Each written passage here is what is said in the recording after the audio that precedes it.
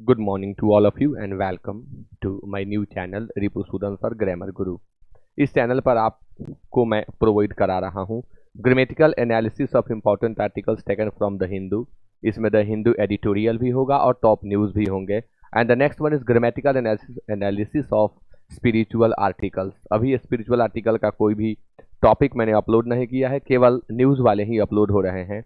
और एक another channel है रिपु सूदन सर नाम करके, जिस पर अंग्रेजी के बहुत सारे चैप्टर्स को मैं पढ़ा चुका हूँ, ग्रामेटिकल चैप्टर्स।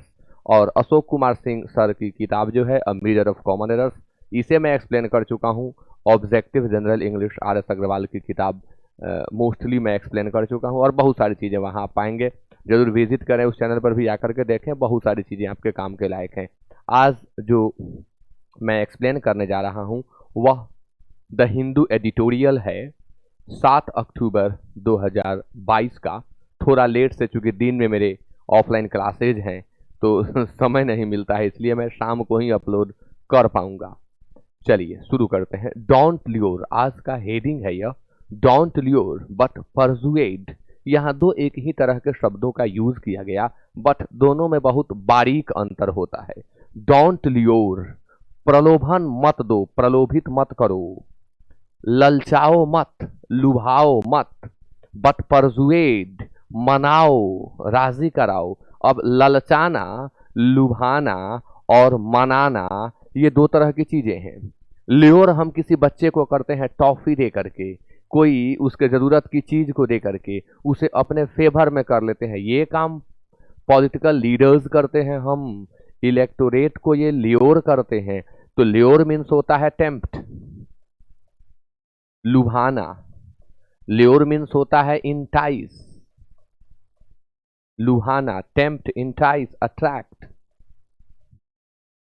अट्रैक्ट ये ल्योर के सिनोनिम होंगे। और परसुएड मीन्स होता है मना लेना, means to make one agree, to convince one. किसी को कन्विंस करके उसे मना लेना, अपनी बात के अनुकूल कर लेना, परसुएड है। अपने पक्ष में कर लेना, परसुएड है। और ल्योर है कि लालच दे करके, लालच दे करके अपने फेवर में करना। यही आज का हेडिंग है, don't lure but persuade. Topic है on fiscal rational and poll promises.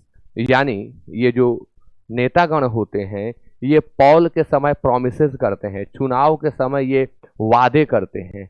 Fiscal rational पर यह लिखा जा रहा है। अब दो शब्द होता है, एक रैशनल होता है।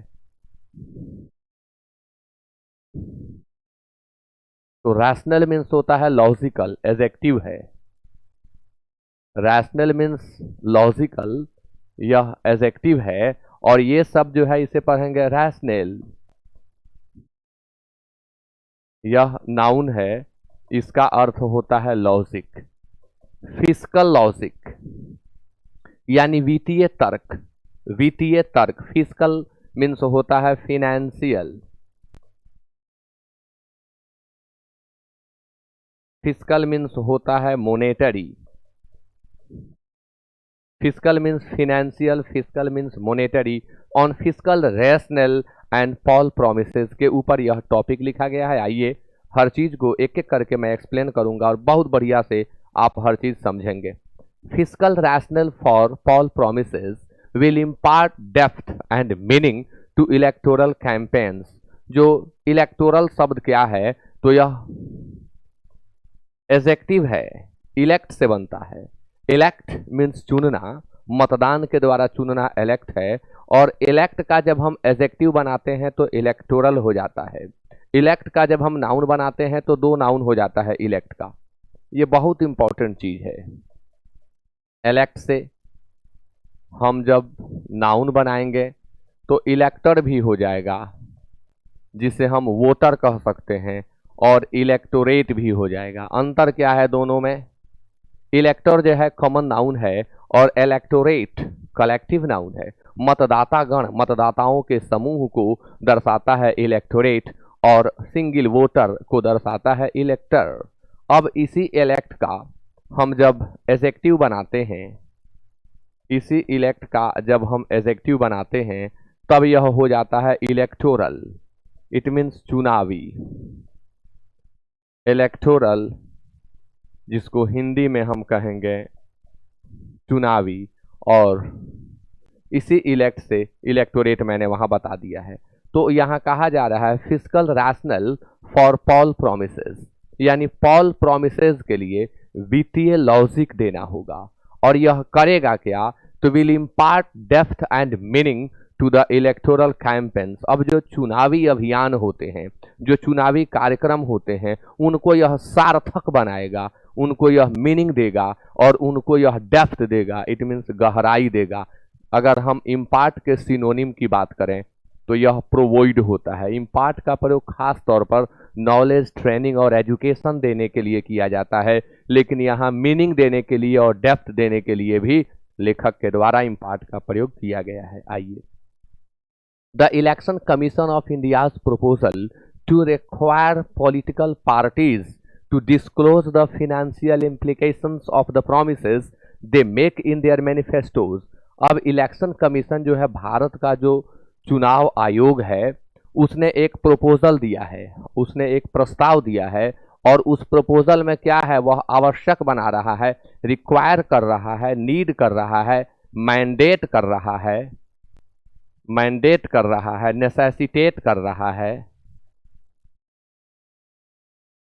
आवश्यक बना रहा है क्या, कि जो भी पॉलिटिकल पार्टीज हैं वो डिस्क्लोज करें फिनेंशियल इम्प्लीकेशंस को of the promises they make in their manifestos. भाई, आप जो वादे कर देते हैं चुनाव के पहले कि मैं ये करूंगा, मैं वो करूंगा, मैं वो करूंगा, मैं वो करूंगा, तो आप उन सभी चीजों के आने वाले समय में क्या परिणाम होंगे, आगामी परिणाम को हम इम्प्लीकेशन कहते हैं। Future effect of something, future result of something. आज जो कुछ हम कर रहे हैं, इसका भविष्य में जो परिणाम हमारे सामने आएगा वह इम्प्लीकेशन कहलाएगा। तो आप बताइए कि आगे चल करके इसका वित्त के ऊपर क्या प्रभाव पड़ेगा। जो बड़े बड़े वादे आप कर देते हैं, विल ऐड मीनिंग। अब ऐसा करने से क्या फायदा होगा? तो यह मीनिंग ऐड करेगा, मीन सार्थक बना देगा, यह गहराई देगा टू इलेक्टोरल कैंपेन्स। यानी अब बेवजह और जो लंबे चौड़े वादे, बेतुके वादे कर दिए जाते हैं, झूठे वादे कर दिए जाते हैं, वो नहीं कर पाएंगे अब लीडर्स लोग। अब मीनिंगफुल वो कैंपेन कर पाएंगे और मीनिंगफुल प्रोमिसेस कर पाएंगे। अब वो फाल्स प्रोमिसेस नहीं कर पाएंगे। ये बहुत अच्छी चीज ईसीआई ने कर दिया है। आगे, the idea that parties should communicate to electors the fiscal rational for promising delivery of goods और services that would involve a significant outgo from the exchequer is already part of the model code of conduct from 2015। यानी the idea that parties should communicate, वह idea जिसे parties को communicate करनी चाहिए, parties को बातचीत में लानी चाहिए वोटर्स के साथ। इलेक्टर्स मीन्स होता है वोटर्स, यहां मैंने एक्सप्लेन कर दिया है। वोटर्स क्या वो लाएं द फिस्कल रैशनल, यानी वो जो भी बातें करें उसमें वित्तीय लॉजिक रखें, यूं ही बकवास बातें ना करें। जो प्रोमिसेज वो कर रहे हैं कि मैं ये सामान उपलब्ध करा दूंगा, डिलीवरी ऑफ गुड्स, यानी ये चीजें मैं उपलब्ध कराऊंगा, ये सेवाएं मैं उपलब्ध कराऊंगा, that would involve a significant outgo. अब इसमें क्या होगा? अब जो सरकार का वित्तीय ढांचा है उससे आगे कहीं सर ऐसा ना हो कि आप इतने बड़े बड़े वादे कराएं कि सरकार का धन जो है उससे आप आउटगो हो जाएं, यानी जो संपत्ति, जो खर्च करने के लिए अमाउंट है उससे आउटगो कर जाए, माने उससे आप आगे बढ़ जाएं। फ्रॉम द एक्सचेकर, राजकोष। एक्सचेकर जो है वो राजकोष है, सरकार की संपत्ति को हम एक्सचेकर कहते हैं। Is already part of the model code of conduct from 2015। यह पहले ही चर्चा में आया हुआ है, ये कोड ऑफ कंडक्ट के मॉडल कोड ऑफ कंडक्ट में आ चुका है, यानी आचार संहिता के अंतर्गत 2015 में ही यह आ चुका है, ये कोई नई चीज नहीं है। अब the ECI is now प्रोपोजिंग A proforma. अब ईसीआई एक प्रोफॉर्मा प्रोपोज करेगा, यानी एक प्रपत्र देगा। आप लोग फॉर्म फिलअप करते हैं, एक प्रपत्र मिलता है, ये भरो, वो भरो, वो भरो, वो भरो, सारी जानकारी उसमें आप फिल करते हैं। वैसे ही अभी एक प्रोफॉर्मा मिलेगा फॉर सच डिस्क्लोजर्स, यानी आप क्या क्या डिस्क्लोज, क्या क्या चीजें भाई आप देंगे जनता से, आप जो कि वादे कर रहे हैं उसका डिस्क्लोज करिए, एकदम क्लियरली डिस्क्लोज करिए और प्रोफॉर्मा में फिल कर दीजिए। डिस्क्लोज मतलब रिवील होता है, एक्सपोज होता है, सामने ला देना किसी चीज को जो छिपा हुआ है, वो डिस्क्लोज है। और डिस्क्लोज करने का काम, एक्ट ऑफ डिस्क्लोजिंग को डिस्क्लोजर कहते हैं। Act of disclosing something is called disclosure. If parties agree, अब यदि प्रोफॉर्मा फिल करने से पार्टी अग्री करती है and the idea is included in the model code, और उस आइडिया को मॉडल कोड में इंक्लूड कर दिया जाता है, सम्मिलित कर दिया जाता है, समाहित कर दिया जाता है, they will have to spell out, तब होगा क्या, तो they will have to spell out. Spell out means होता है टू एक्सप्लेन क्लियरली, उन्हें स्पष्ट रूप से बयां करना होगा the section of the society that a particular promise is targeted eight. आपने जो टारगेट रखा है, आपने जो एम किया हुआ है, तो किस सोसाइटी के किस चीज को, किस दल को, किस पंथ को, किस संप्रदाय को, किस जाति को आप यह लाभ पहुंचाने जा रहे हैं, यह जो आपका पर्टिकुलर प्रॉमिस है, इसे भी आपको फील करके बताना है। The extent of coverage and the number of likely beneficiaries, और जो इसके संभावित लाभार्थी होंगे उनकी संख्या भी बतानी होगी, और किस हद तक यह कवरेज होगा, कहां तक यह कवर कर लेगा, यह भी आपको स्पष्ट स्पेल आउट कर देना होगा, स्पष्ट वर्णन कर देना होगा। And the cost of implementing it, और जो वादे आपने किए हैं उसको इम्प्लीमेंट करने में, उसको इन्फोर्स करने में, उसको कम इनटू एग्जिस्टेंस में लाने में क्या खर्च आएंगे, कॉस्ट क्या होगा इम्प्लीमेंट करने में। इम्प्लीमेंट मीन्स लागू करना होता है। They must also spell out how the required resources will be raised. अब उन्हें यह भी बताना होगा कि ठीक है भाई, आप ये वादे तो कर दिए, लेकिन अब ये धन कहाँ से आएंगे, ये रिसोर्स क्या होंगे, कहाँ से इतना धन लाया जाएगा जो आपने वादे किए हैं उसे फुलफिल करने के लिए, कहाँ से ये धन आएगा, ये रिसोर्स भी आपको दिखाना है अपने प्रोफॉर्मा में। जो आप फील कर रहे हैं उस प्रोफॉर्मा में ये सारी चीजें आपको बयां करनी होगी। To give the parties an idea of the fiscal challenge, to give the parties an idea of the fiscal challenge that their promised schemes may pose। अब जो चुनौती, अब पोज चैलेंज, देखिए लेखक एक चीज सिखा रहे हैं, टू पोज चैलेंज का अर्थ होगा चुनौती उत्पन्न करना। पोज मीन्स उत्पन्न करना, प्रोड्यूस होता है। आपने जो वादे किए हैं उससे जो चुनौती उत्पन्न होगी, चैलेंज जो आपने पोज कर दिया है उससे जो चुनौती उत्पन्न होगी, जो प्रोमिस्ड स्कीम्स आपके हैं, उसके लिए आपको पहले ही फिस्कल विवरण देना होगा, वित्त का विवरण देना होगा, कहां से वो पैसे आप लाएंगे। अब इसके लिए और क्या कह रहा है ECI, the centre and the states have been asked to disclose details. Centre को भी कहा गया है, केंद्र को भी कहा गया है और राज्यों को भी कहा गया है कि वे डिटेल्स को डिस्क्लोज करें of the budget revenue receipts, कि भाई आपके पास आमदनी कितनी है। रेवेन्यू सरकार की आमदनी को कहते हैं राजस्व। आपकी आमदनी कितनी है, आपकी आमदनी का बजट क्या है। रिसीट मतलब होता है जिसे हम प्राप्त करते हैं, वो हमारा रिसीट है। तो कितना बजट आप प्राप्त करते हैं और कितना आपका आउटले है, कितना आपका एक्सपेंस है, कितना आपका एक्सपेंडिचर है। एक्सपेंडिचर मीन्स खर्च, आउटले मीन्स खर्च और एक्सपेंस मीन्स खर्च। इन सब का ब्यौरा आप लोग भी दें, राज्य भी दे और केंद्र भी दे। As well as the outstanding liabilities, आपकी आमदनी क्या है, आपके खर्चे क्या हैं और आपके ऊपर कर्ज कितना है, इन सब का ब्यौरा राज्य भी दे और केंद्र भी दे। और मांग लिया गया ECI के द्वारा। लायबिलिटीज मीन्स डेट्स होता है, कर्ज। आउटस्टैंडिंग तो गुड सेंस का वर्ड है, लेकिन यहाँ लायबिलिटी के लिए आया है। आउटस्टैंडिंग लायबिलिटीज यानी जो बड़े कर्जे हैं, कितने कर्जे हैं आपके, इसका विवरण भी आपको देना होगा आगे। The information, it is believed, माना जाता है, ऐसा माना जाता है कि the information will provide a framework under which A manifesto can be assessed by the voter.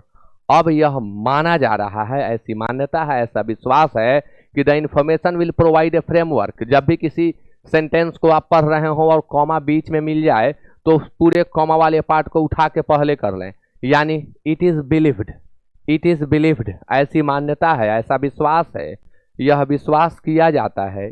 The information will provide a framework, यह जो सूचना ईसीआई मांग रहा है प्रोफॉर्मा में, जब ये दे देंगे तब क्या होगा, विल प्रोवाइड ए फ्रेमवर्क, कार्य का प्रारूप दे देगा, कार्य का ढांचा दे देगा। Under which A manifesto can be assessed, अब उसके तहत, अंडर विच मीन्स जिसके तहत उनके मैनिफेस्टो मीन्स होता है घोषणा पत्र। राजनीतिक दल चुनाव से पहले अपनी मैनिफेस्टो जारी करते हैं जिसमें वो बताते हैं मैं ये आने वाले 5 वर्ष में जो अवधि मुझे मिलेगी, अगर मैं जीत करके आऊंगा तो ये चीजें मैं करूंगा, वही उनका मैनिफेस्टो होता है। उसे असेस किया जा सकता है। असेस करना मतलब होता है मूल्यांकन करना, समीक्षा करना। इसका सिनोनिम होता है इवैल्यूएट। अप्रिसिएट भी होता है। अप्रिसिएट मीन्स भी मूल्यांकन करना, समीक्षा करना, कम यूज है लेकिन होता है। बाय द वोटर, अब वोटर असेस करेंगे from the perspective of its financial viability.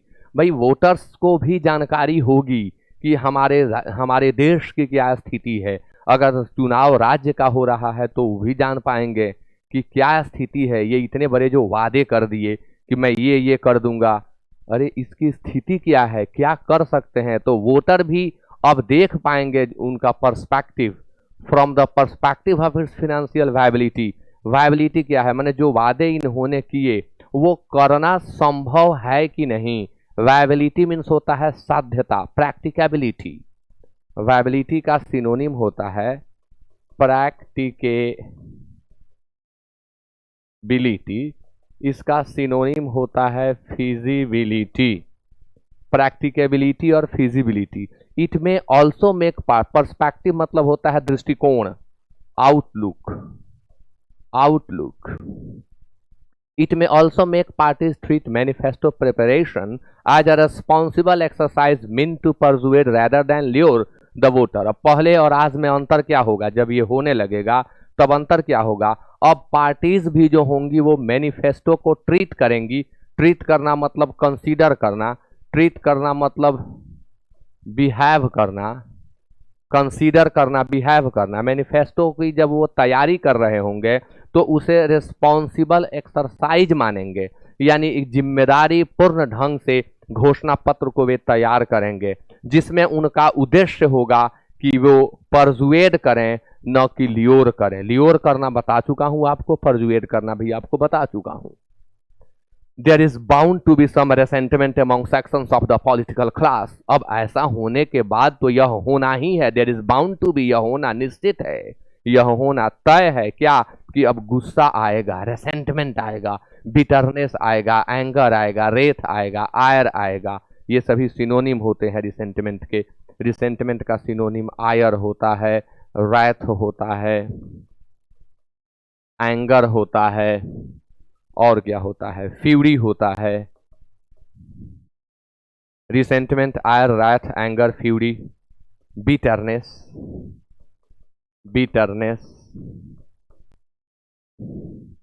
गुस्सा आएगा उनको, वे थोड़े से नाराज होंगे ईसीआई से। It may be argued that, यह भी आर्ग्यू किया जा सकता है कि the ECI should not get into the neat gritty of manifesto formulation.